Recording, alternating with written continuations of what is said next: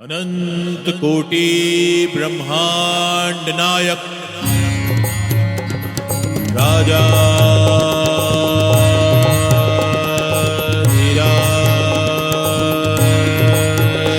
योगीरा परब्रह्म श्री सच्चिदानंद सद्गुरु श्री साईनाथ महाराज।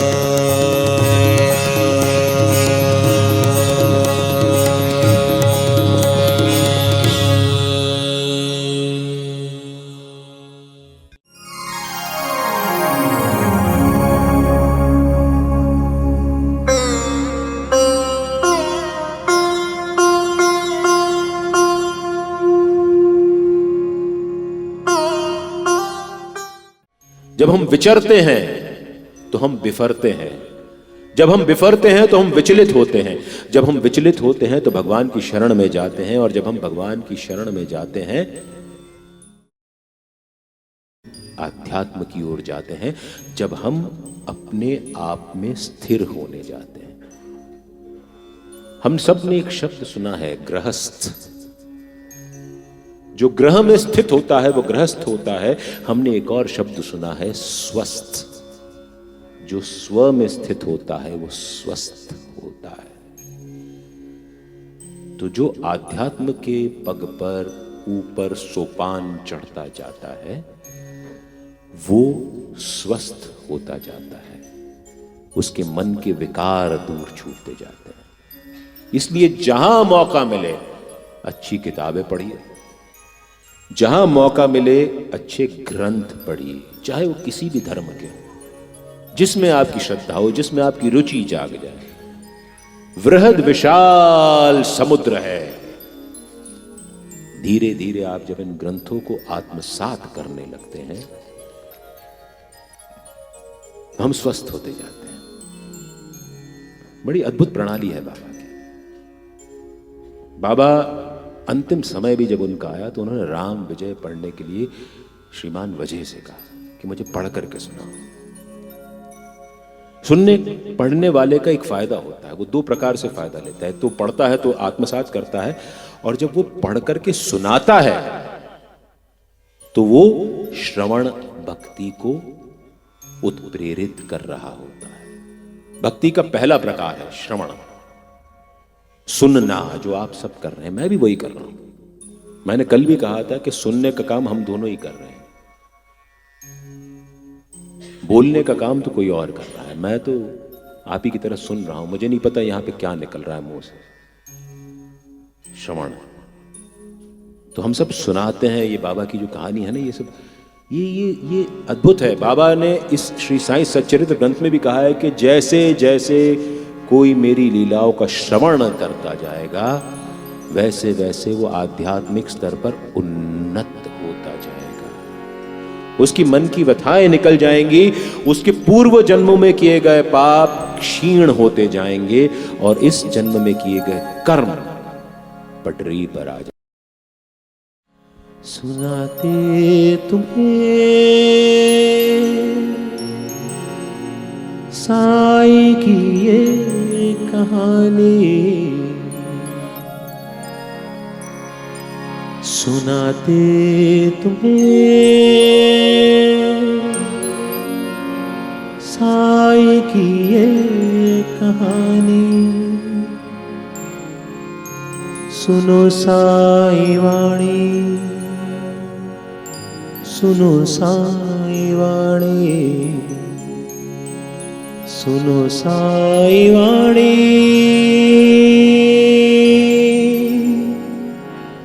सुनो साईं वाणी।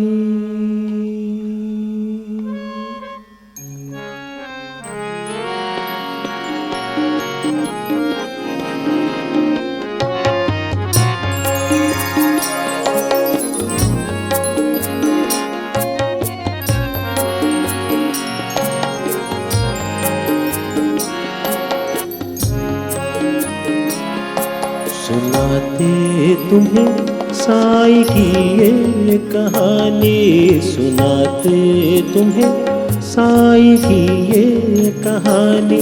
सुनो साईं वाणी, सुनो साईं वाणी, सुनो साईं वाणी, सुनो साईं वाणी, सुनो साईं वाणी, सुनो साईं वाणी, सुनो साईं वाणी, सुनो साईं वाणी।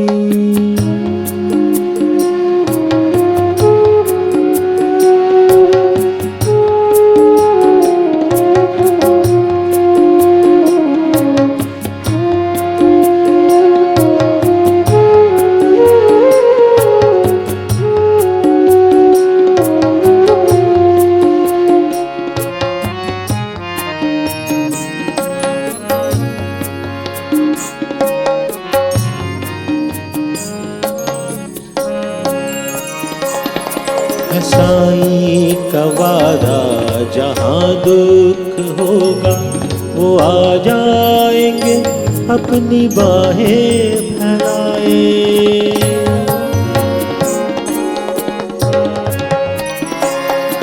है साईं का वादा जहाँ दुख होगा वो आ जाएंगे अपनी बाहें फैलाए। जहाँ साईं होंगे वहाँ दुख कैसा, जहाँ साईं होंगे वहाँ दुख कैसा। जीवन के मरुधर न साईं की छाया, साईं की छाया, साईं की छाया, साईं की छाया। सुनाते तुम्हें साईं की ये कहानी, सुनाते तुम्हें साईं की ये कहानी। सुनो साईं वाणी, सुनो साईं वाणी, सुनो साईं वाणी, सुनो साईं वाणी।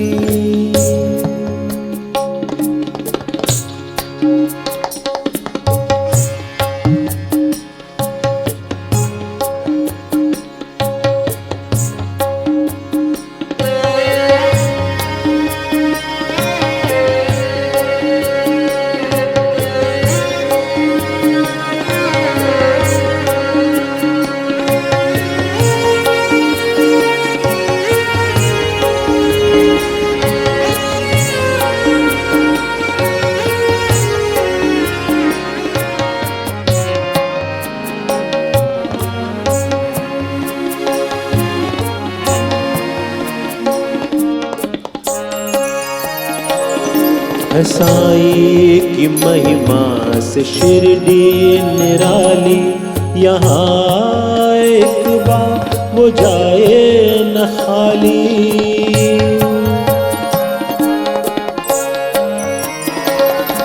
है साईं की महिमा से शिरडी निराली, यहाँ एक बार वो जाए न खाली। है साईं की महिमा से जगमग ये जीवन, है साईं की महिमा से जगमग ये जीवन। है साईं की करुणा से घर और ये आंगन, घर और ये आंगन, घर और ये आंगन, घर और ये आंगन। सुनाते तुम्हें साईं की ये कहानी, सुनाते तुम्हें साईं की ये कहानी।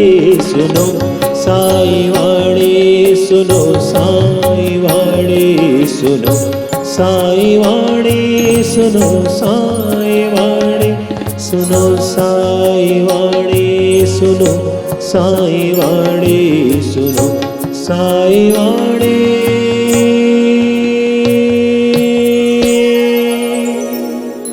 सुनो साईं वाणी। तो पढ़िए, पढ़िए पढ़िए पढ़िए, आवश्यक है। अगला प्रश्न लेते हैं। साईं बाबा को सतगुरु साईं भी कहा जाता है। सतगुरु का मतलब क्या होता है और इसे साईं बाबा से क्यों जोड़ा गया? वाह!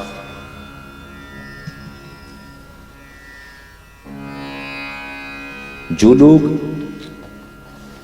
इसके पहले जो भजन हुआ था उसमें डूब गए हो, उनको इस प्रश्न का उत्तर समझ में आएगा।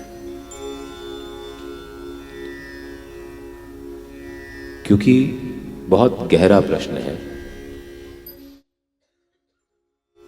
और गहरे पानी बैठने से ही मोती मिलते हैं।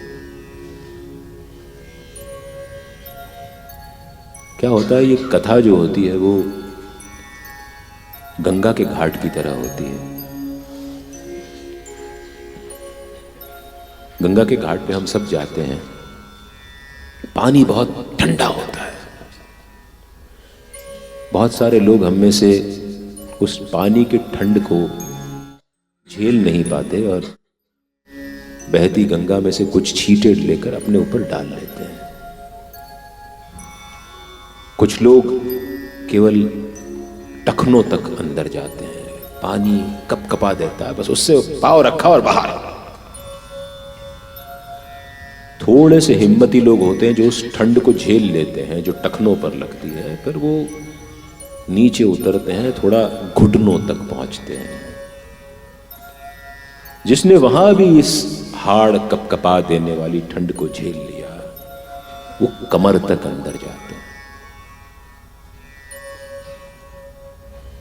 कमर के बाद कुछ लोग ही जो होते हैं वो छाती तक अंदर जाते हैं।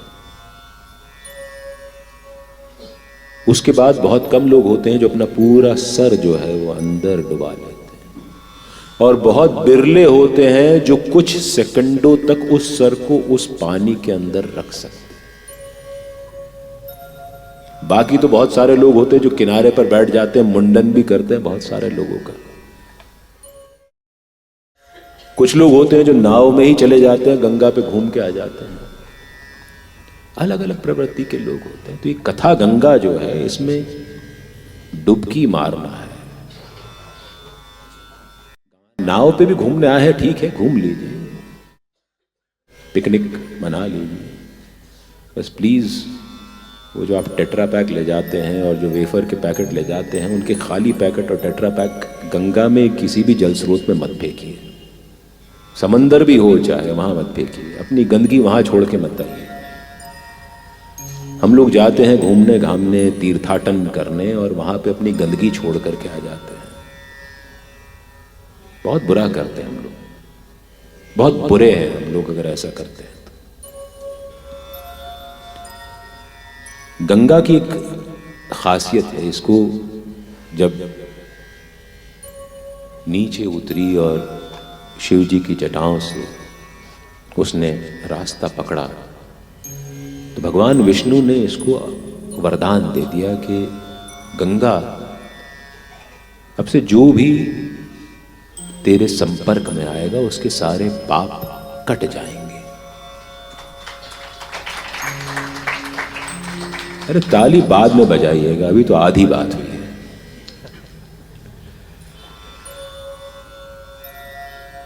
कथा गंगा के संपर्क में आने से आपके पाप कट जाते हैं। तब गंगा चिंतित हो गई कि हे नारायण, अगर हर कोई आकर अपने पाप मेरे अंदर धो लेगा तो मैं तो कितनी मैली हो जाऊंगी। तब नारायण ने कहा कि जब भी तू किसी संत के संपर्क में आएगी तो तेरा मैल साफ हो जाएगा। और ऐसे ही संत हैं हमारे सदगुरु साईं। हम जब बाबा का जयकारा लगाते हैं, अनंत कोटि ब्रह्मांड नायक राजाधिराज योगी राज परब्रह्म श्री सच्चिदानंद सदगुरु साईनाथ महाराज। अरे समझो तो सही, अभी तालियां बजाने की जल्दी है, बस समझो तो सही। ठंड कुछ कम हो गई लगता है, या ज्यादा हो गई तभी ताली बजा रहे हैं। तो जब कोई संत तेरे संपर्क में आएगा तो तेरे पाप धुल जाएंगे। हम सबका जीवन भी एक बहती गंगा जैसे ही है। हम जब पैदा होते हैं तो बिल्कुल निर्मल होते हैं, कोई छल कपट कुछ नहीं होता। जब नींद में होते हैं मुस्कुराते हैं, पालने में माँ हमको झुलाती है, और हम जब मुस्कुराते हैं तो माँ कहती है भगवान से बातें कर रहा है। बड़े होते हैं जब पालने से बाहर आते हैं, और बड़े हो जाते हैं जब माँ की गोद से बाहर उतर जाते हैं, और बड़े हो जाते हैं जब पिता की अंगुली छोड़ देते हैं। मुस्कुराहट क्षीण होने लगती है, गंदा सा मुंह रहने लगता है, ऐसी शक्ल हो जाती है कि किसी को भी हमसे मिलकर प्रसन्नता नहीं होती। सूमड़े बन जाते हैं, सूमड़े, मुंह चढ़ा करके घूमेंगे जरा जरा सी बातों पर। इसने ये कह दिया, उसने वो कह दिया। अपना रिमोट कंट्रोल ही जो है वो दूसरे के हाथ में दे रखा है। किसी ने बटन दबाया तो हम हंसने लगते हैं, किसी ने बटन दबाया तो हम रोने लगते हैं, गुस्सा करने लगते हैं। जब हम पैदा होते हैं, जब छोटे होते हैं, तो हम अपने स्वरूप में होते हैं।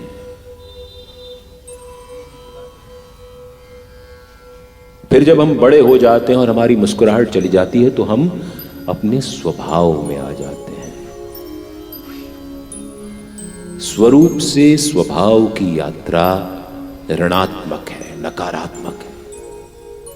तब जब हम बहुत परेशान हो जाते हैं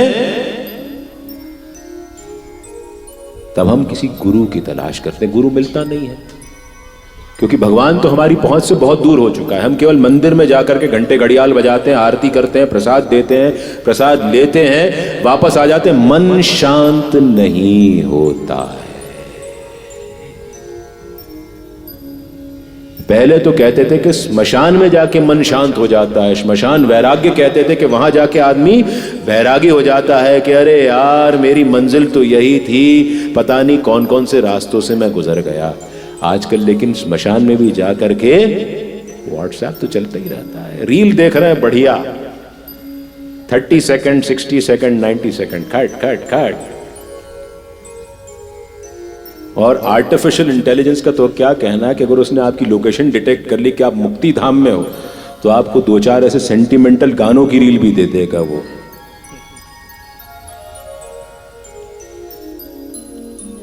दुख तो अपना साथी है टाइप के गाने बजने शुरू हो जाएंगे उस पर, और फिर आप तुरंत ऊपर कर देंगे। That is how we have become. ये हमारा जीवन हो गया है। तब भगवान तक पहुंचने का जरिया होता है एक संत, जिसको हम कहते हैं गुरु, सदगुरु। गुरु की तलाश करते हैं, मिलता नहीं। आजकल तो गुरु बनाने का फैशन हो गया है। हम कहते हैं कि हमने फला फला को अपना गुरु बना रखा है, फला फला को अपना गुरु बना रखा है। अरे यार, तुम किसी को क्या गुरु बनाओगे? अपने अंदर शिष्यत्व का भाव पैदा तो करो। ईश्वर खुद सदगुरु का स्वरूप लेकर तुम्हारे पास आ जाएंगे। शिष्य नहीं बनना चाहते, गुरु बनाना चाहते हैं। शिष्य का अर्थ होता है पूर्ण रूपेण समर्पण। गुरु का अर्थ पता है हम सबको, बड़ा सुंदर सा अर्थ है। गुरु शब्द जो है वो 2 अलग अलग शब्दों से मिलकर के बना है, गु और रू। गु का अर्थ है अंधकार और रू का अर्थ है मिटाने की क्रिया। गुरु वो जो अंधकार मिटाने की क्रिया करता है। साईं बाबा ने कभी ये नहीं कहा कि मैं ईश्वर हूं, भगवान हूं, उन्होंने कभी नहीं कहा। लेकिन उनके रास्ते पर चलते चलते हम ईश्वर को प्राप्त करने का प्रयत्न करने लगते हैं। उनकी शरण में आते ही हमारे मन के दुख, पाप, संताप दूर होने लगते हैं, अपने दोष दिखने लगते हैं, अपने गुण भी दिखने लगते हैं। कहते हैं कथा स्वदोष दर्शन का जरिया है। मेरा मानना है कि कथा स्वदोष दर्शन का जरिया भी है और स्वगुण दर्शन का जरिया भी है। ये कथा हमको हंसाती भी है, रुलाती भी है, चोट भी करती है और सहलाती भी है, क्योंकि कथा ईश्वर का वांगमय स्वरूप है। ये कथा हमसे बातें करती है, ये कथा हमको बतलाती है कि हम कहां गलत हैं, हमको क्या नहीं करना चाहिए। ये अपने सदगुरु से हमको मिलवाती है और वो सदगुरु फिर हमारी उंगली पकड़ पकड़ करके हमको अंधेरे से उजाले की ओर लिए जाता है। ये साईं का काम है, इसीलिए साईं को गुरु के रूप में पूजा जाता है। अब साईं को सदगुरु क्यों कहा जाता है? भगवान श्री कृष्ण ने अर्जुन से कुरुक्षेत्र के रण क्षेत्र में जब वो किंग कर्तव्य विमूढ़ होकर के खड़े हो गए थे कि वो शस्त्र कैसे उठाएं,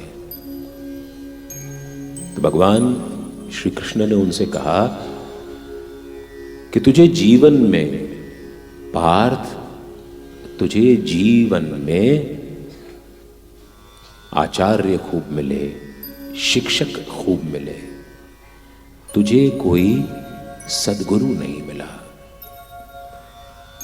आचार्य और शिक्षकों ने तुझको विधा दे दी, धनुर्विधा दे दी, तो दुनिया का सबसे अच्छा धनुर्धर बन गया।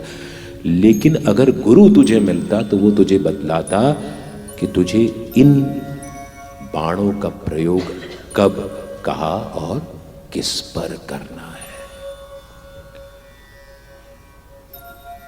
तो सदगुरु वो होता है जो सदगुणों के साथ लबरेज हो, जिसके अंदर सदगुण हो। बाकी नहीं तो बहुत सारे गुरु ऐसे भी आजकल हो गए हैं जो फैंसी ड्रेस पहन करके घूमते हैं, रंग बिरंगे कपड़े पहनते हैं, लच्छेदार बातें करते हैं, फिर पता चलता है कि वो आपका मानसिक, शारीरिक और आर्थिक शोषण भी करते हैं, आपको मूर्ख बनाते हैं। तो ये सदगुरु नहीं होते, गुरु होते हैं जिनको कुछ देर के लिए आपका मन गुरु मान लेता है, लेकिन जब उनकी असलियत सामने आती है तो वो गुरु तो क्या, एक साधारण मनुष्य भी नहीं रहते। कहते हैं कि इंसान से भगवान बनना तो बड़ा आसान है, लेकिन भगवान से अगर आप दोबारा इंसान बनने जाओ तो आप इंसान नहीं बनते, आप राक्षस बन जाते हो। तो जिनको हमने भगवान का दर्जा दिया है, जिनको हमने सदगुरु का दर्जा दिया है, जिनको हमने बहुत ऊपर बिठा रखा है, जब वो हमारी नजरों से गिरते हैं तो हमारा विश्वास गुरु में से हट जाता है। साईं ऐसे गुरु हैं जो सत्यता से परिपूर्ण है, जो सत्य है, जो निरंतर है, जो शाश्वत है, जो समय के साथ नहीं बदलते, जो नहीं बदलने वाले हैं, जिनको आपने जिस रूप में ध्याया है आपने उसी रूप में उनको पाया है, वो सदगुरु कहलाते हैं। जो आपका जीवन बदलने के लिए आपको उत्प्रेरित करते हैं, प्रेरित करते हैं और आपकी उंगली पकड़ करके आपको बहुत मुश्किल कंटकाकीर्ण रास्ते पर, टेढ़े मेढ़े रास्तों पर लिए जाते हैं। ये सदगुरु कहलाते हैं। सत्य जो कभी बदलता नहीं है, सत्य उसी से निर्मित है, और सत को जब हम गुरु के साथ उसका संधि कर देते हैं तो सदगुरु हो जाता है। स द में हलंत, गुरु, सदगुरु। तो वो जो आपको बदल दे लेकिन खुद ना बदले, केमिस्ट्री की टर्म्स में कहें तो कैटलिस्ट। जो कैटलिस्ट होता है, जो वैसा का वैसा ही रहे और आपको बदल दे, जो आपके स्वभाव से स्वरूप की यात्रा पुनः प्रारंभ कर दे, वो सदगुरु कहलाता है। इसीलिए साईं बाबा को सदगुरु कहा जाता है। तेरी कृपा ही मेरा सब कुछ हो मेरे सतगुरु साईं। तेरी कृपा ही मेरा सब कुछ हो मेरे सतगुरु साईं। मैं मांगू अब क्या किसी और से मेरे सतगुरु साईं।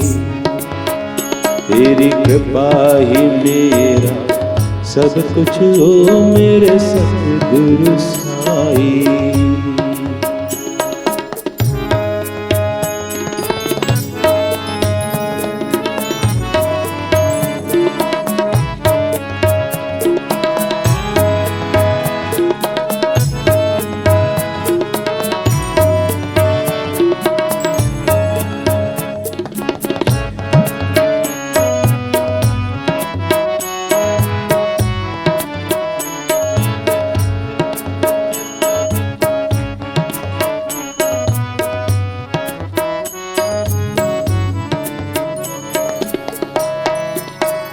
गैरों की बात करें क्या, हमें अपनों ने है सताया। गैरों की बात करें क्या, हमें अपनों ने है सताया। बन गया साथी तू मेरा, तूने मुझको चलना सिखाया। बन गया साथी तू मेरा, तूने मुझको चलना सिखाया। तेरा साथ ही, तेरा साथ ही, तेरा साथ ही मेरा सब कुछ हो मेरे सतगुरु साईं। तेरा साथ ही मेरा सब कुछ हो मेरे सतगुरु साईं। तेरी कृपा ही मेरा सब कुछ हो मेरे सतगुरु साईं।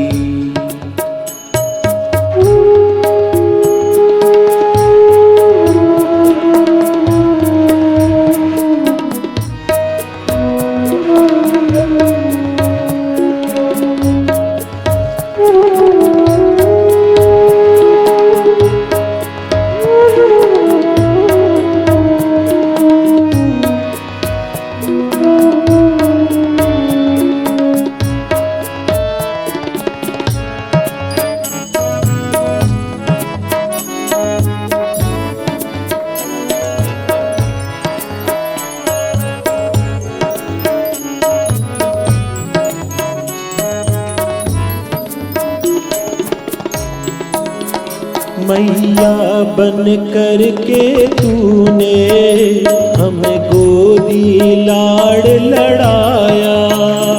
मैया बन कर के तूने हमें गोदी लाड़ लड़ाया। बन गया पिता तू मेरा, तूने हर पल साथ निभाया। बन गया पिता तू मेरा, तूने हर पल साथ निभाया। तेरा प्यार ही, तेरा प्यार ही, तेरा प्यार ही मेरा सब कुछ हो मेरे सतगुरु साईं। तेरा प्यार ही मेरा सब कुछ हो मेरे सतगुरु साईं।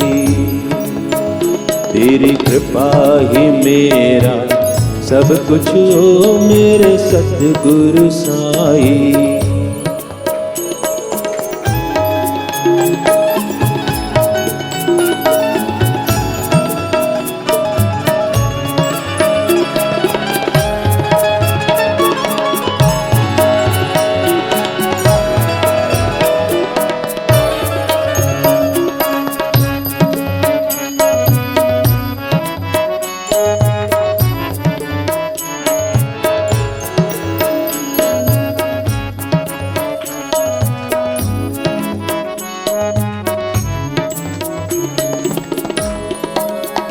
मैं किसी से अब क्या मांगू, बिन मांगे ही सब कुछ पाऊं। मैं किसी से अब क्या मांगू, बिन मांगे ही सब कुछ पाऊं। जब द्वार मिला तेरा साई, मैं किसी के दर क्यों जाऊं। जब द्वार मिला तेरा साई, मैं किसी के दर क्यों जाऊं। तेरा द्वार ही, तेरा द्वार ही, तेरा द्वार ही मेरा सब कुछ हो मेरे सतगुरु साई। तेरा द्वार ही मेरा सब कुछ हो मेरे सतगुरु साई। तेरी कृपा ही मेरा सब कुछ हो मेरे सतगुरु साई।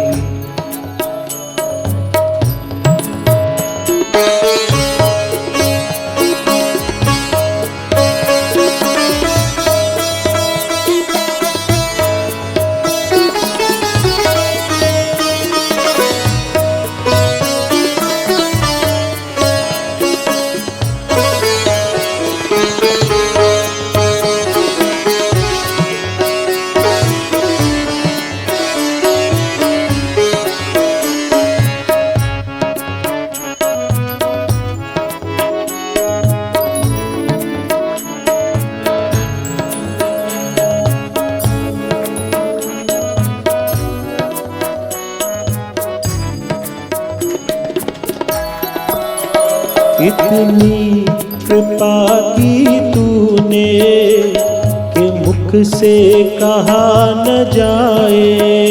इतनी कृपा की तूने कि मुख से कहा न जाए।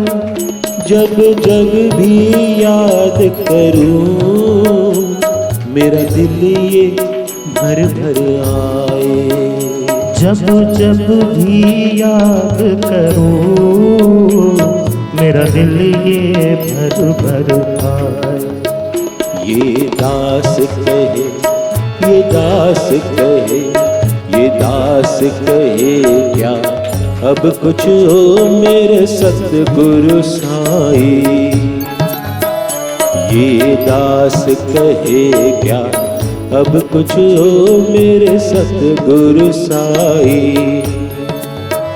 तेरी कृपा ही मेरा सब कुछ हो मेरे सतगुरु साई। मैं मांगू तुझसे अब क्या कुछ मेरे सतगुरु साई। मेरे सतगुरु साई, मेरे सतगुरु साई, मेरे सतगुरु साई।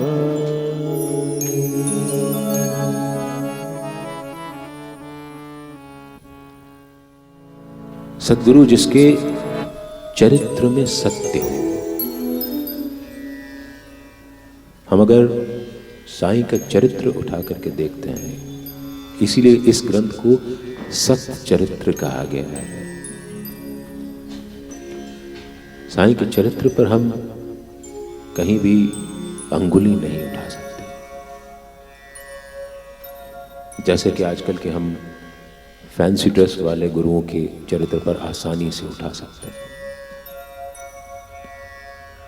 एक बार का बड़ा सुंदर किस्सा आता है। नाना साहब चांदोरकर और महालसापति दोनों मस्जिद माई में ऊपर थे, बाबा के पैर दबा रहे थे। तभी दो मुस्लिम महिलाएं वहां पर आई बाबा के दर्शन करने। संकोचवश वो दोनों ऊपर नहीं आ रही थी, नीचे ही मस्जिद के सभा मंडप में बैठ गई। बाबा ने उनके संकोच को समझा और महालसापति से कहा कि उन्हें ऊपर लिवा लाए। महालसापति दोनों को ऊपर लेकर के आए। नाना साहब चांदोरकर भी वहीं बैठे थे। पहली महिला जिसने नकाब ओढ़ रखा था, उसने बाबा के दर्शन करने के लिए अपने चेहरे पर से नकाब हटाया। वयोवृद्ध थी। दूसरी महिला, उन्होंने बाबा के दर्शन करने के लिए अपने चेहरे पर से नकाब हटाया। जवान और सुंदर थी बहुत। उनको देख करके नाना साहब चांदोरकर के मन में भाव उत्पन्न हुआ कि काश ये एक बार और नकाब उठाएं और मैं इसकी सुंदरता के दर्शन कर सकूं।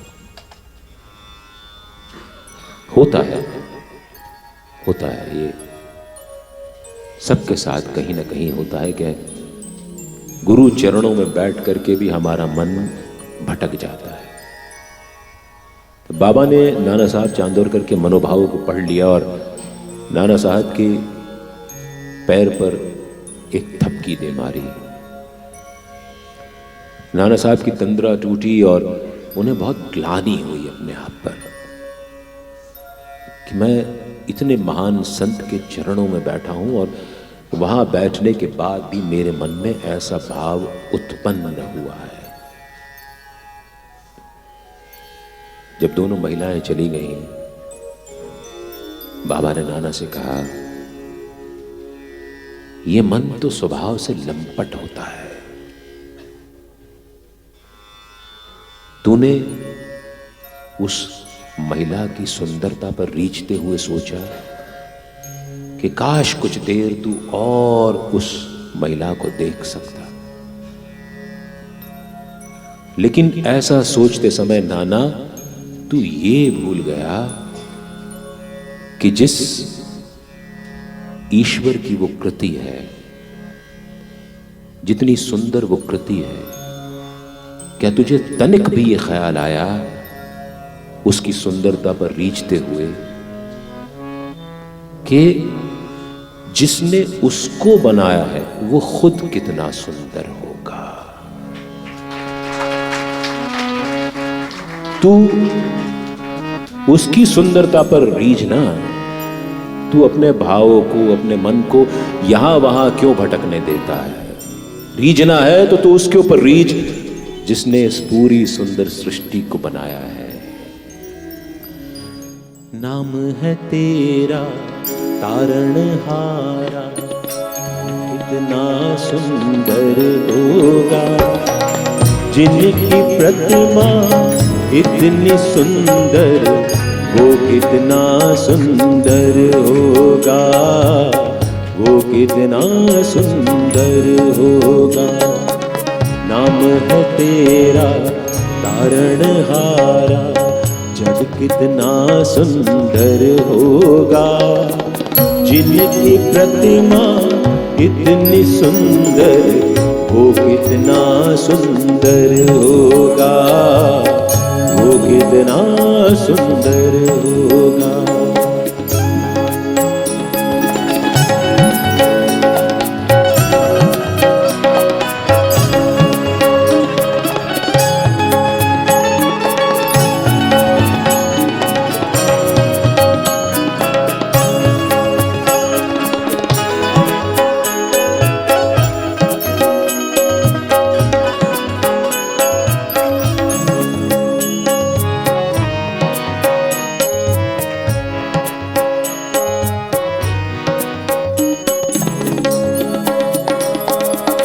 तुमने तारे लाखों प्राणी, ये संतों की वाणी है। तुमने तारे लाखों प्राणी, ये संतों की वाणी है।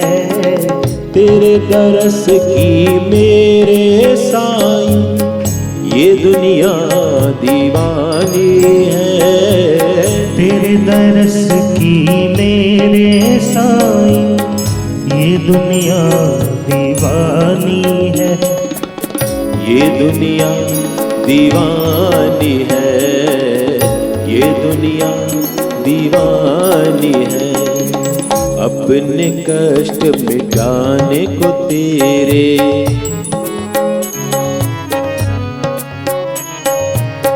अपने कष्ट मिटाने को तेरे चरणों का वंदन होगा।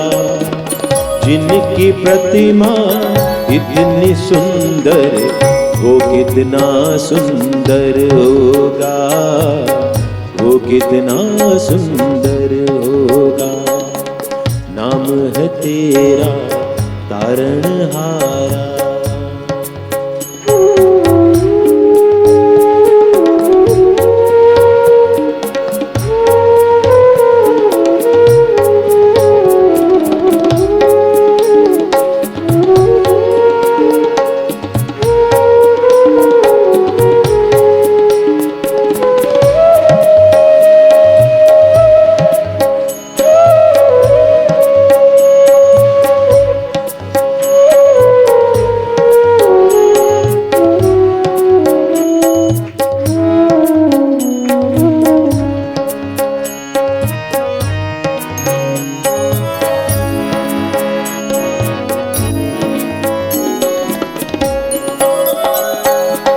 सुर नर मुनिवर जिन चरणों में निश दिन शीश झुकाते हैं। सुर नर मुनिवर जिन चरणों में निस दिन शीश नवाते हैं। जो गाते हैं साईं की महिमा, वो सब सुख पा जाते हैं। जो गाते हैं साईं की महिमा, वो सब सुख पा जाते हैं। वो सब सुख पा जाते हैं, वो सब सुख पा जाते हैं। भव से पार उतरने को तेरे,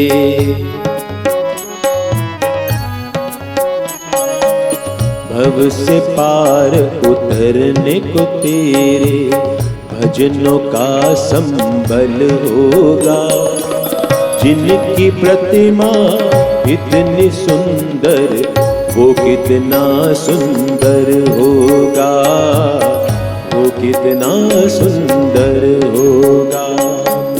नाम है तेरा तारणहारा, तू कितना सुंदर होगा।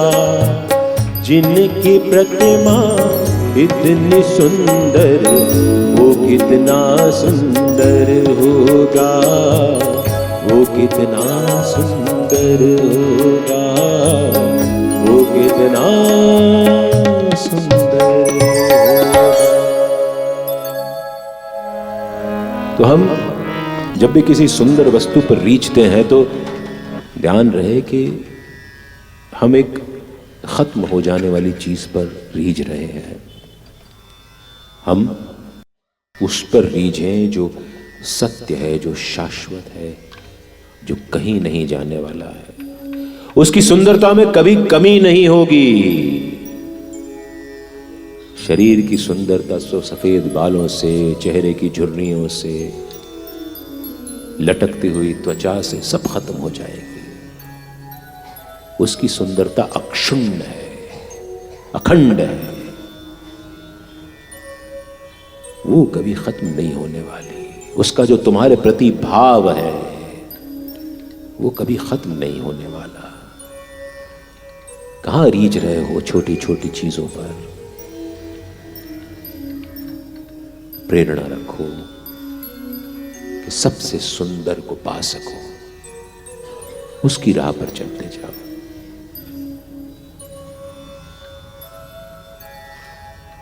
मस्जिद में बैठ करके मैं कभी असत्य नहीं बोलता, ये बाबा के वचन है, श्री साईं सच्चरित्र में लिखा हुआ है। जो सदाचरण रखता हो, जो सत्य वचन रखता हो, जो सत्य वचन बोलता हो,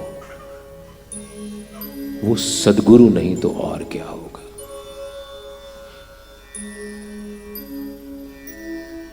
जो हमको ये भाव जागृत करके देता है कि प्रसन्न रहना हमारे हाथ में है, हमारी प्रसन्नता किसी भी चीज पर, किसी भी वस्तु पर, किसी भी विषय पर आधारित नहीं होनी चाहिए।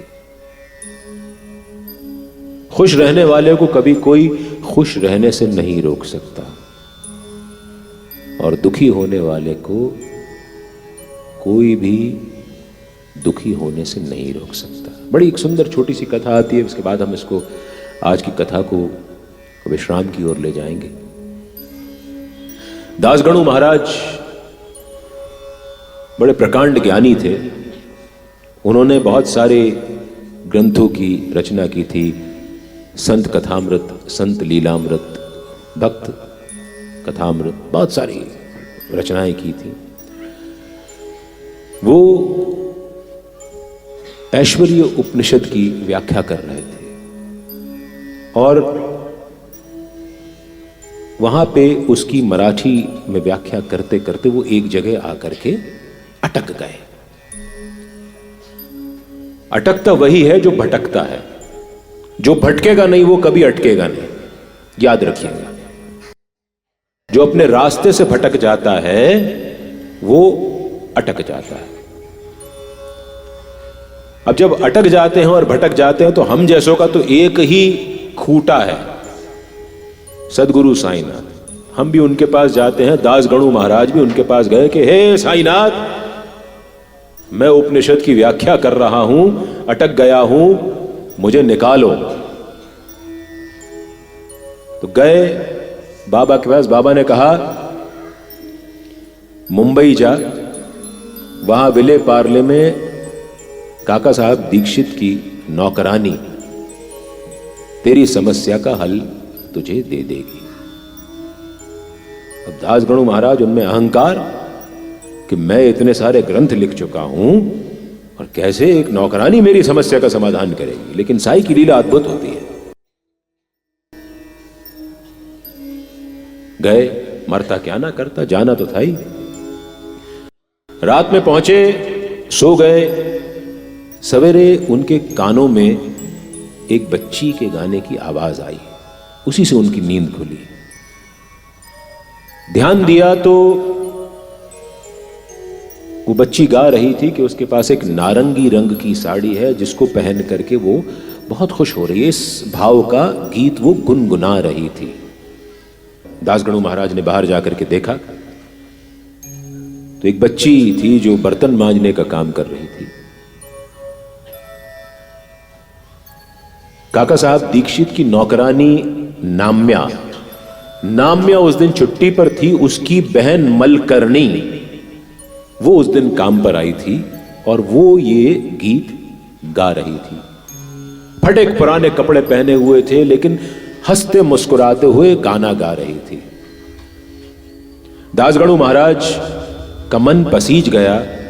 उन्होंने अपने साथ आए राय बहादुर विश्वनाथ मोरेश्वर प्रधान से कहा कि इस बच्ची के लिए एक साड़ी की व्यवस्था कर दो जो नारंगी रंग की हो। मोरेश्वर प्रधान गए, साड़ी बाजार से लेकर के आए, उस बच्ची को दी। दासगणु महाराज ने साड़ी पाकर के बच्ची बहुत खुश हुई। अंदर गई, दूसरे कमरे में साड़ी लपेट करके आ गई और फुदफुदाते हुए गुनगुनाने फिर लगी। बहुत कोई खुशी का गीत गाने लगी। उसकी खुशी में दासगणु महाराज को भी खुशी महसूस हुई। बात आई गई हो गई। दासगणु महाराज को अभी भी अपने प्रश्न का उत्तर नहीं मिल रहा था। दासगणु महाराज दूसरे दिन फिर उठे, वही बच्ची की आवाज गाने की, गुनगुनाने की। बाहर गए, देखा आज वो बच्ची फिर फटे पुराने कपड़ों में ही थी, लेकिन उतनी ही खुशी से गा रही थी। दासगणु महाराज सरप्राइज्ड, अचंभित हो गए कि कल तो तुझे साड़ी मिल गई थी, तब तू हंस के गा रही थी, आज तो तूने फिर फटे कपड़े पहने तो तू हंस के कैसे गा रही है? तो उस बच्ची ने जवाब दिया, मेरे कपड़ों का मेरे खुश होकर के गाने से क्या संबंध है? मैं तो तब भी खुश थी, मैं अब भी खुश हूं। दासगणु महाराज को उनकी समस्या का समाधान मिल गया था। जहां पर वो अटके थे वो यही बात थी कि प्रसन्नता किसी भी वस्तु पर आधारित नहीं होती है। साईं का भक्त जो है वो किसी भी हाल में खुश रह लेता है। साईं जो है कभी भी आपको महरूम नहीं रखते, लेकिन आपकी तपस्या जरूर करवाते हैं, आपको खूब सब्र करवाते हैं। उस बच्ची के सब्र का फल था कि उसको साड़ी मिल गई थी, लेकिन जब उसको साड़ी मिल गई तो उसने अपने दिमाग को खराब नहीं होने दिया, संभाल करके रख दी साड़ी। दूसरे दिन फिर फटे पुराने कपड़े पहन करके आई, खुश थी, तब भी खुश थी, अब भी खुश थी।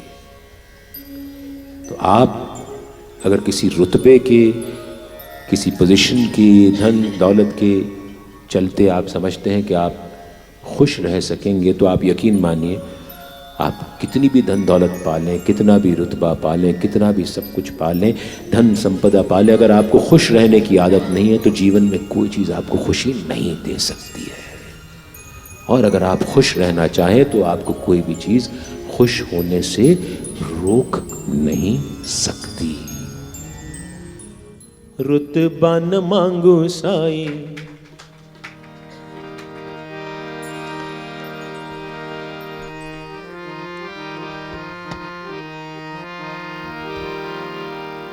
रुतबा न मांगू साईं, ओहदा न चाहिए, रहूं मैं दीवाना तेरा, इतना ही चाहिए। रुतबा न मांगू साईं, ओहदा न चाहिए, रहूं मैं दीवाना तेरा, इतना ही चाहिए। मुझे सेवादारों की, मुझे सेवादारों की जमात में तू रखना, मुझे मेरे साईं तू औकात में ही रखना, मुझे मेरे साईं तू औकात में ही रखना, औकात में ही रखना, औकात में ही रखना, मुझे मेरे साईं तू औकात में ही रखना, औकात में ही रखना, औकात में ही रखना, मुझे मेरे साईं तू औकात में ही रखना।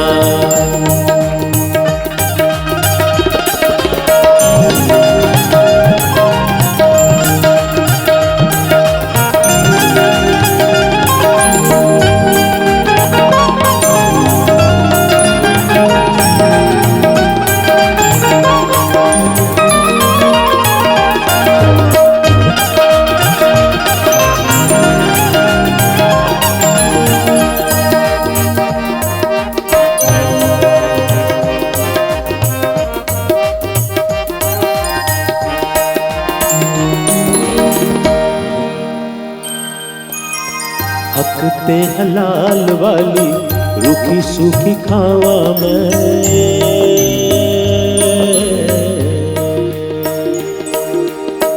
हकते हलाल वाली रूखी सूखी खावा मैं, जितना भी पावा साई और झुक जावा मैं, जितना भी पावा साई और झुक जावा मैं। सादापन मेरे, सादापन मेरे जज्बात में तू रखना, मुझे मेरे साईं तू औकात में ही रखना, मुझे मेरे साईं तू औकात में ही रखना। औकात में ही रखना, औकात में ही रखना। ओ मुझे मेरे साईं तू औकात में ही रखना, औकात में ही रखना, औकात में ही रखना। मुझे मेरे साईं तू औकात में ही रखना, मुझे मेरे साईं तू औकात में ही रखना, मुझे मेरे साईं तू औकात में ही रखना।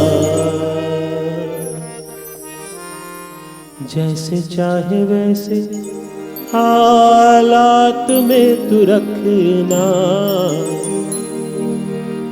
जैसे चाहे वैसे हालात में तू रखना, मुझे मेरे साईं औकात में ही रखना।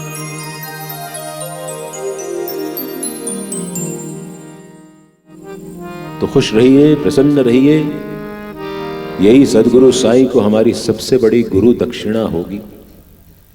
हमेशा हर बात पे शिकवे शिकायत मत करते रहिए, शुक्र मनाना सीखिए। आप जो जीवन जी रहे हैं, यकीन मानिए वो दुनिया में 70% लोगों के लिए सपनों का जीवन है। अगर आपके पास खाने को 2 वक्त की रोटी है, सर के ऊपर छत है, पहनने को कपड़े हैं, प्रेम करने वाले कुछ लोग आपके जीवन में मौजूद हैं, तो यकीन मानिए आपके पास अफसोस करने वाला कुछ नहीं है जीवन में। बाकी शिकायतें तो होती रहेंगी। आज की कथा को बस यहीं पर विश्राम की ओर ले जाते हैं। बाबा ने चाहा तो कल हम पुनः निर्धारित समय पर उनकी कृपा, अनुमति और अनुकंपा से